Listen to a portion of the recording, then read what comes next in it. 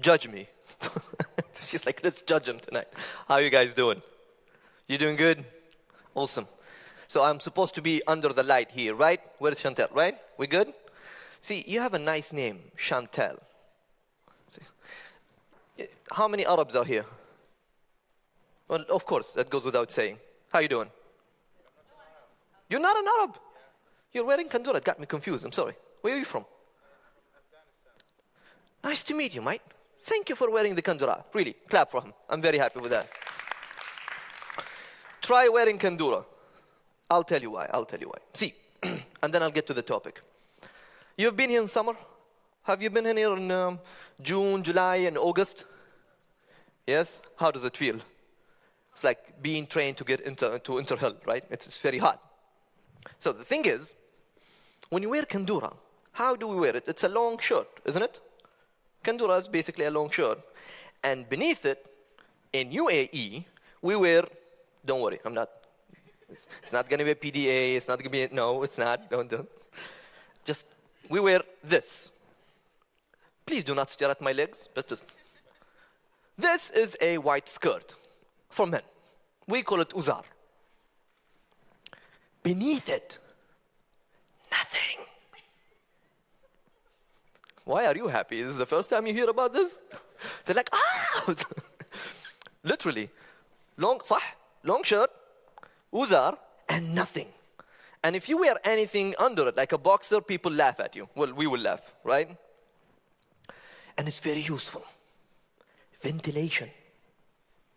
So, and look at us locals, if you notice, we always walk in slow motion in the malls, right? This is how we walk, don't we? We don't walk fast, we always walk like this. Some of us wear sunglasses in the mall, God knows why, but we do. Have you noticed? Right? Very slow motion. Now, in July, notice us when we walk down the road at 2 p.m. That is, if you're lucky to spot a local walking in Abu Dhabi, that is. But you walk us, see us walking very slowly. And then the air beat comes and there is nothing beneath, right? And then it's like, ah. Stand-up comedy. Chantal is a beautiful name. Why? Because when you translate an Arabic name into English, it kind of sounds scary sometimes. See, my name is Abdullah Al Qassab, as you read, right? Abdullah Al Qassab. Do you know what Abdullah means? Of course you do. We do. Kandura people, Abaya people. But Abdullah means servant of God. See, the thing is, that's not a name. That's a technical term for 1.5 billion Muslims. Or anybody who worships a God, a servant of God. But when your father has so many kids, it's very hard to get creative with names.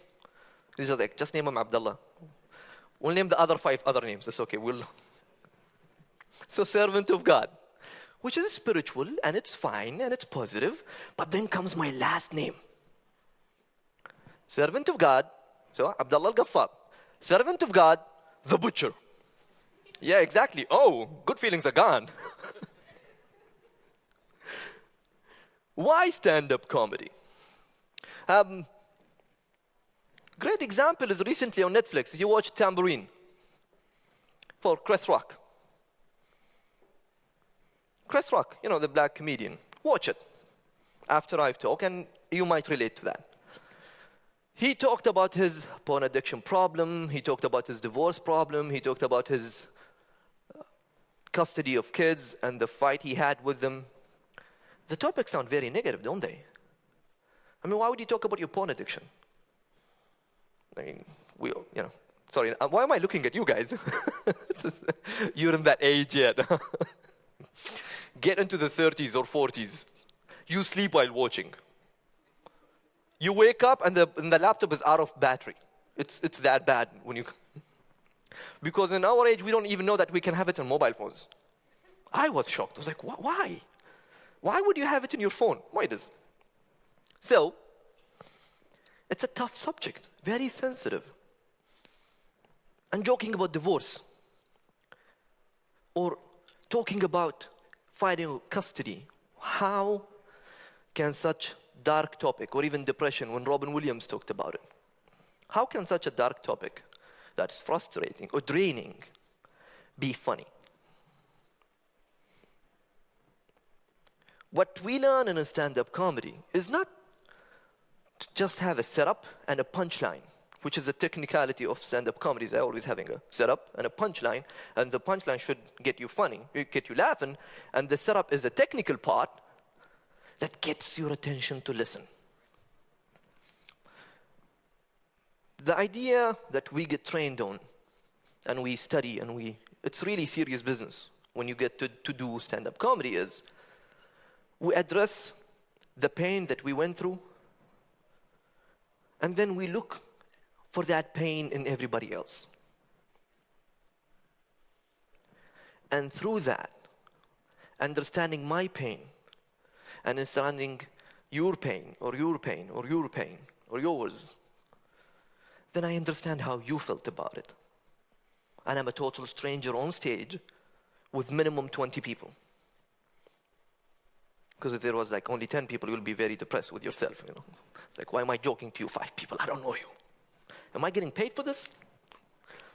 So, understanding the pain that you went through of the same event or incident that I went through, then I can get you to feel the same feeling you have when you talk to your best friend. Because a best friend is the one that makes you feel that they were your partner in crime when you did the mistake that you did. Your worst friend is the one who tells you, oh, you should have done this, not that. But get the hell out of here. You don't want blaming. That's your mother's job. Or your father's job. You know, your best friends are the universe compensating for you having family. Or that's what I think. I mean, really, do you tell your mom what you did? Hell no, she'll beat you. I grew up in the ghetto. We have ghettos in UAE, everywhere. Not a ghetto, but, you know, our kind of ghetto. Growing up with a BlackBerry and iPhone kind of ghetto, you know.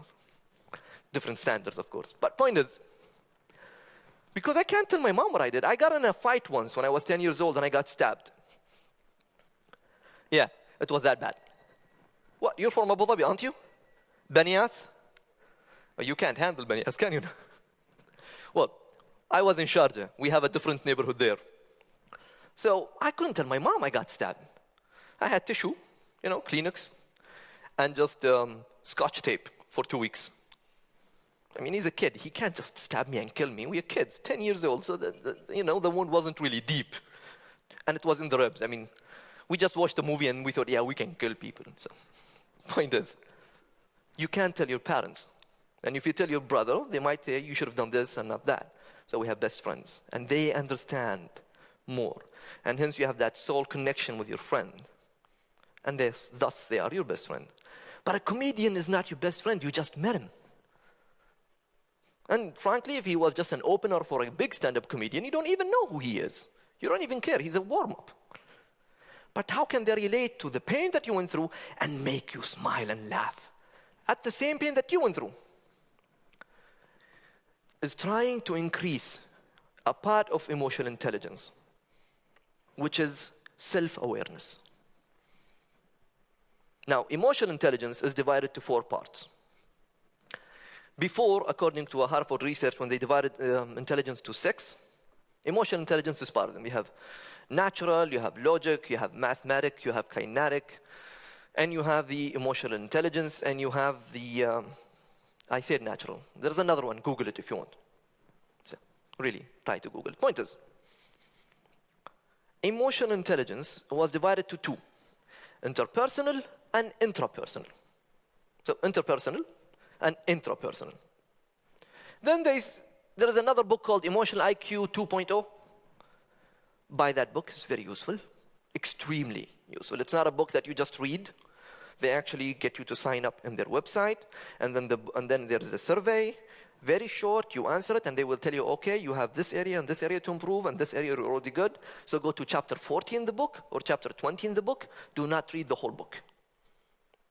And spend 3 weeks, or 4 weeks, as much as you need on this skill. Once you think you mastered it, come back and do the survey again, and it's up to you. 1 year, 2 years, 6 months, and then you've seen, or you will feel, actually your family will feel that you improved in those areas. It's a beautiful book. I'm not getting paid to market it, but I went through some pain addressing emotional intelligence, and I don't want you to go through that. So, emotional intelligence is divided to 4 parts. Self-awareness, and then self-management. If you don't have self-awareness or self-management, you're basically a psycho. Not like a psychopath, not a sociopath, a psycho. You know, some of those who are living alone and have 4 cats. I hope nobody's that in here. I don't want to get killed or offend somebody personally. But if you love to live alone with animals only, that should trigger something in you. It's like, why do I love to do that? If you say, I love dealing with animals or dogs more than humans, it doesn't mean humans are bad. Because your mom is a human. Your dad is a human. You are a human. Then that means you need to sit and revise with yourself what irritates you about people. What is it that people have that irritates you? And then you revise that in you. Even Carl Jung said that. So that's self-awareness and then self-management. Then we come to the second part, which is social awareness and then relationship management, which we really need in your business, in your work, and of course in stand-up comedy. Why? Well, obviously, if you have only IQ, it doesn't mean you're going to be successful at work. I think we know that, right? It's not your IQ, it's your communication skills. How many people agree? Good. How many people worked in their emotional IQ? How many people know that there is emotional IQ? Awesome. Please pay attention to. See, that's one of the things we base on. But why address pain in comedy? How many of you think they have a dark side? Don't raise your hands. How many of you think there is a dark corner in their head that somehow drives you to have your character? Yes, you have skills. Yes, you have talents. Yes, you have strength points. Yes, you think you like yourself. But when you want to say, I love myself, do you remember the dark side also? And if you do, and then you're hesitant about loving yourself, well, then go to that dark side for 1 second with me now. Maybe you can, maybe you can't. How many times were you able to tell someone that you love, adore, respect, trust? How many times were you able to tell that person about all the dark side corners you have in your head? How often? Some of you might say never. You might live with someone for more than 10 years and you never told them about that dark side. That's the definition of lonely. You're not lonely in all aspects, but that dark corner is the corner that you wish that you didn't have, or you wish you opened up and know that nobody will judge you. Isn't that hard? Wouldn't that make you feel more serene, calm? Because you're afraid of being judged. That's what makes public speaking the number 1 fear. And other studies number 4. While death is number 7. That's why we text and drive. If you're afraid of dying, you will not text and drive. It's that fear is there. Everybody has some kind of fear. Do you get the point? So if I can address that pain. And usually comedies are funny when we address a topic that you wanted to talk about, but you didn't want to, and then they get it out for you. I was like, I thought the same thing. This is funny. It's not really funny for everybody maybe, but it is for you because you had that thought in. See, that's what makes a good comedian good and bad comedian horrible. If you go to a gig and a comedian just mimics accents, don't go again. Accents are easy. Watch some YouTubes and you can do an accent. Might be bad, might be broken, but it's kind of it's pro-provoking racism, isn't it? When I mimic, I can do an Indian accent right now. It's not that hard. You can just fake a French accent and just move my shoulder, or Italian. Come on. What's the point of doing that? You can do the other way. Gabriel Iglesias, do you know him? Gabriel Iglesias, well, he calls himself fat, so I think I can. Point is, he's obese. He's, who said?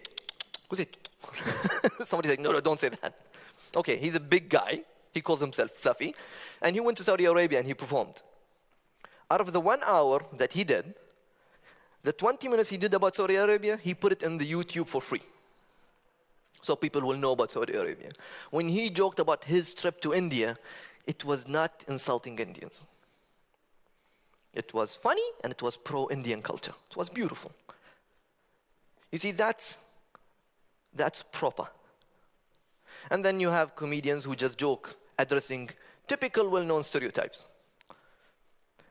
That's a bad comedian, no matter how famous they are.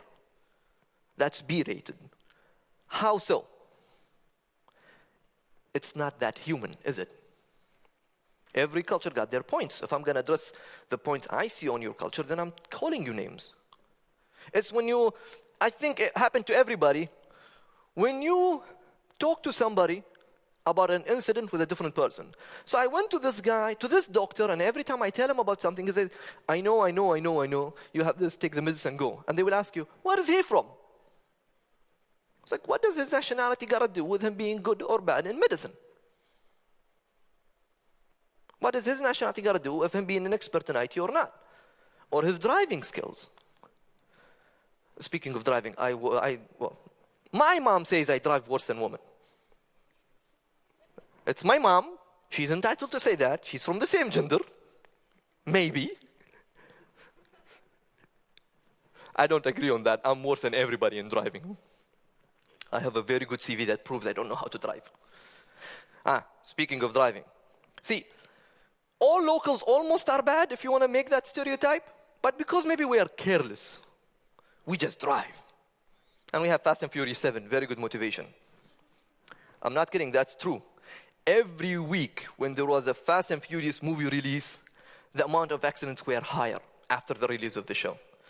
I don't remember the research center that did it, but there is a research center that did it. So there are numbers, not studies show. Because when you say studies show, people believe it. I hope not.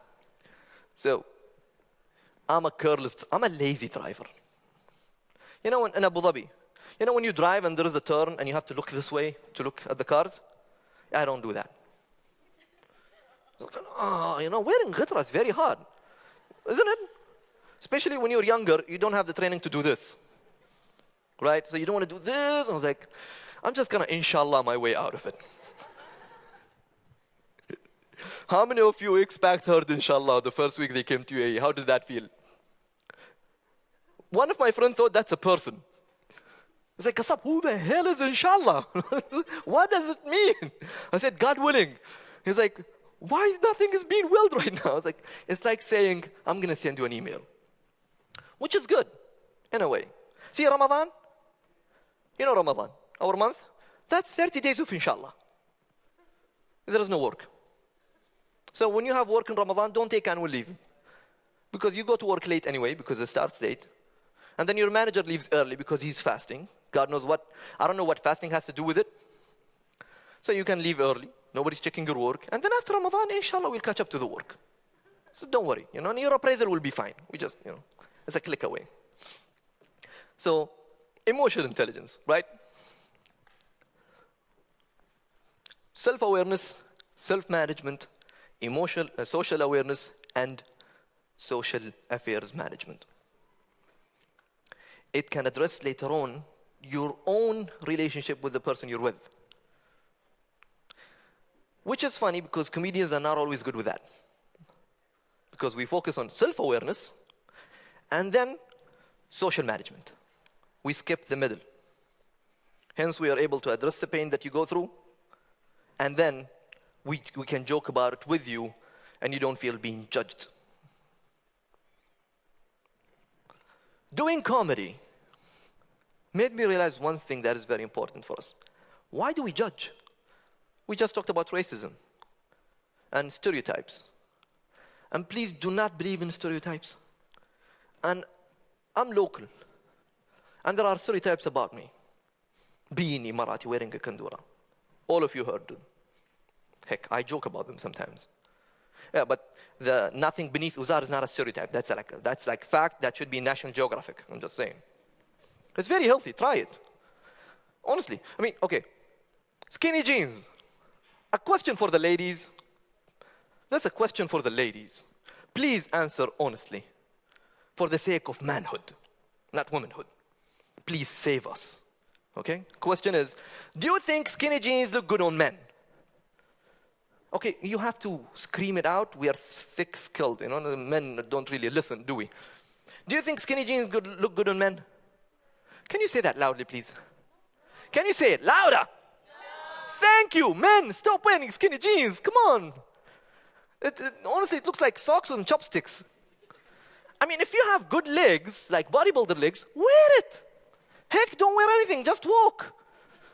You know, I don't mind. But when you wear skinny jeans and you have skinny, thin, chopstick-like legs, I lose my appetite. Women lose their appetite. It's a disgusting scene, isn't it? See, I address the pain they feel. So I just joked about it. Never wear skinny jeans.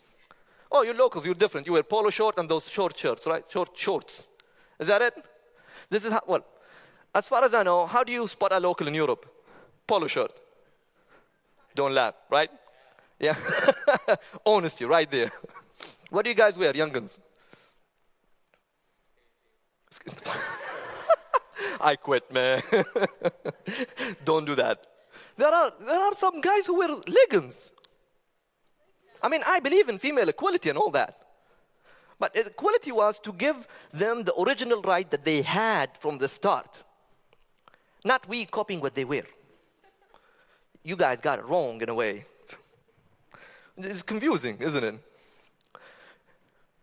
So, going back. Oh, I have ADHD. You know what ADHD means? It's not short for Abu Dhabi, right? I had to explain that from my high school and my university. You know, attention deficit hyperactivity disorder. So I was able to relate to students when I mentor them. I'm doing a program now with Fatma. She started a program in juvenile hall. You know, juvenile hall. You know, it's prison for underage kids. And in the program, we help them write. Now, a kid outside will not be very enthusiastic to write. I think it will be very hard to motivate a kid inside to write. And what the circumstances that led him to be prisoned while he's 15 or even 16 or 12 must be very extreme, that he broke such law that he had to be prisoned. And if you're 15 and you're in prison, what kind of self-esteem do you think you will have? Would be high? Highly doubt it. Would be proud of himself? Oh, don't think so. So we made them address that pain. And then they felt the connection between this guy who's talking to them and them. There was this bridge that I said, what you went through, I understand. And we did talk about it. And then they wrote. And they wrote the best articles you can read. They were amazing. To the point that the ones who were funding the program, they said, do you need more money? Take, go. I mean, yes, it might be this type of locals, yeah, take the money and go, but they really wanted to expand it, and the lady is here. Can we clap for her at least, you know? Thank you, partner. So, shorthand, emotional intelligence let you know yourself, know how to handle people, and then tells you how to handle your own issues also, and gets you to serenity. And then when people talk, your loved ones, you will make them feel that you were with them in that dark corner, and they're never alone, because I'm sure everybody felt that when they were alone. They wished that they let that secret out and not feel judged. Judging is a whole story. There is a reason why we judge. Very simple.